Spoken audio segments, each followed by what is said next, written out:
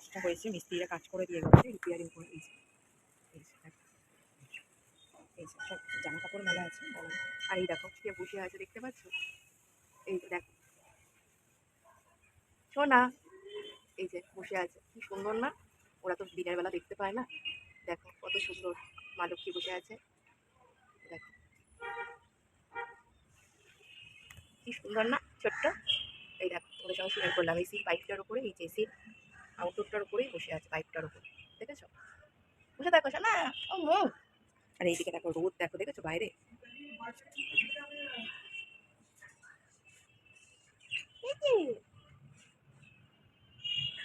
যেখানে ওরা মিস্ত্রিরা রিপেয়ারিং করে দিয়ে গেছে। আমি জল দিচ্ছি সকালে আর রাত্রির বেলা। এই যে আর জিলিপি, এই যে এইদিকে হচ্ছে পাউরুটি আছে।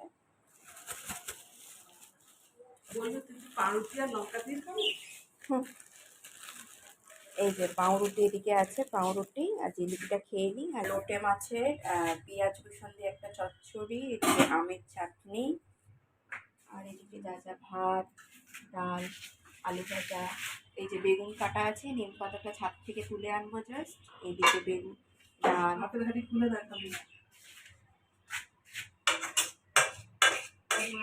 এসে গেছি। আর এই যে ফুল গাছগুলোও না রোদে সন্ধেবেলা জল দেওয়া হয়, তাও রোদে পুরো খাঁ করছে, এত রোদের লু জানো। এদিকে রজনীগন্ধা গাছটাও শুকিয়ে গেছে। আর এই যে নিম পাতা গাছ কচি কচি আছে অনেক। তোমরা কারা কারা গরমে নিম বেগুন খাও সেটাও কিন্তু কমেন্ট সেকশানে জানাতে পারো। এই যে দেখো দেখেছ। তো আজকে সোমবার, ভিডিওটা করছি আজকে সোমবার, তাই জন্য ভাবলাম, শাশুড়ি বললো যে তাহলে আজকে নিম পাতাটা তুলে আনি। এই যে দেখো কচি কচি নিম পাতা তুলে নিয়ে যাই। আর পেঁচাটা কি সুন্দর না, ছাতা নিয়ে না বন্ধুরা ভিডিও করা যায় না বুঝলে। এই যে এই গাছটাতেও কচি কচি আছে, এই যে এইদিকে কচি একটা আছে।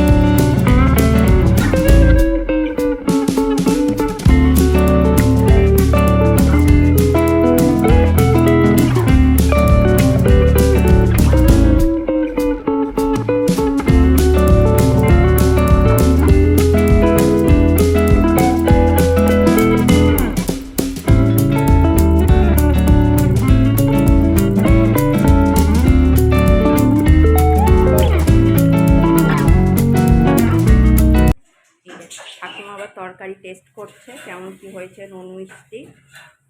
এই যে আর দেখি এই পায়রাটা বলছি, পেঁচাটা কি করছে দেখি, সোনাটা আমার কই সোনা। এই দেখো এইদিকে তাকিয়ে আছে আবার অন্যদিকে, এখন আবার এই দেখো ঠিক আছে, এই দেখ কই মা, ওই যে তাকিয়ে আছে অন্যদিকে। চলো ঘরটাগুলো পরিষ্কার করে নিই। ঠাকুমা তরকারি টেস্ট করছে। দেখো এইমাত্র রুমটা ডিপ ক্লিন করলাম, মানে ঝেঁটা দিয়ে ভেতরে ছোট ছোট জায়গায় ঝুল টুল থাকে, ঘরটা মুছলাম। মোছার পর তোমার কি বেশ বলে, ঘরটারগুলো ভালো করে একদম চকচকে করে, মানে রুম ফ্লোর ক্লিনার দিয়ে মুছলাম, ঝাঁট দিলাম। তারপর ছোটোখাটো জায়গায় যে ধুলো পড়ে না, ওই যে কালো কালো যে এগুলো দেখতে পাচ্ছ, ওই যে ওইগুলোর ওপর প্রচুর নোংরা পড়ে, আমি দুবেলা করে মুছি। তো এবার বাইরের দালানটা একটু জল দিয়ে ঝাঁটা দিয়ে পরিষ্কার করে দেবো। পায়রাটা বসে আছে, এখন 1:15-20 বাজে, তো স্নানও করতে যাব। মানে বাইরে তোমরা যারা বন্ধুরা বেরোচ্ছ তারা অবশ্যই ছাতা সানগ্লাস সবাই ইউজ করো, বাট একটা সঙ্গে করে জলের বোতলে গ্লুকোজ ইউজ করো। বিভৎস বাইরে মানে হিউমিডিটিটা এত বেশি না, মানে লু বইছে মনে হচ্ছে, জানি না কবে বৃষ্টি হবে। এই মাত্র যে স্নান টান করে উঠে জামা কাপড়গুলো মেলে দিচ্ছিলাম, বাইরে প্রচণ্ড রোদ। আর ঠাকুরটাকে একটু পুজো দিয়ে দেবো, শাশুড়ির ঘরে ঢুকলাম।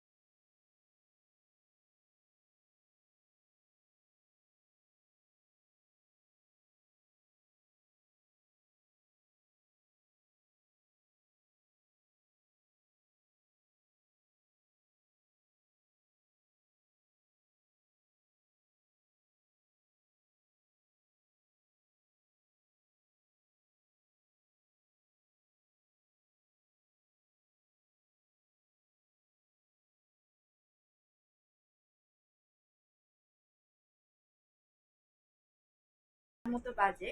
তো ঠাকুমা সন্ধে টন্ধে দিল, আমি এই জল টলগুলো দিলাম, মানে যে দালানটা হয়েছে, তো জল টলগুলো দিয়ে চাটা খেলাম, একটু বসলাম 10-15 মিনিট। আর এখন এই যে একটা পাতলা একটা টপ পরে নিয়েছি, নিচে একটা প্যান্ট পরেছি, কিছু কেনার আছে, টক দই ফল একটু কিনবো, আজকে বেশি কোথাও হাঁটতে যাবো না। সন্ধ্যের দিকে হাঁটতে যাই, বাট গরমে ইচ্ছা করছে না হাঁটতে। এই যে একটা টক দই নিলাম 18 টাকার, দুটো শশা, এখন শশার প্রচুর দাম, এই দুটো 20 টাকা নিল। আর যে এদিকে একটুখানি আঙুর নিয়ে নিলাম। তো চলো এখন একটু ফ্রেশ হই, গরম লাগছে, তারপর আবার তোমাদের সঙ্গে আসছি।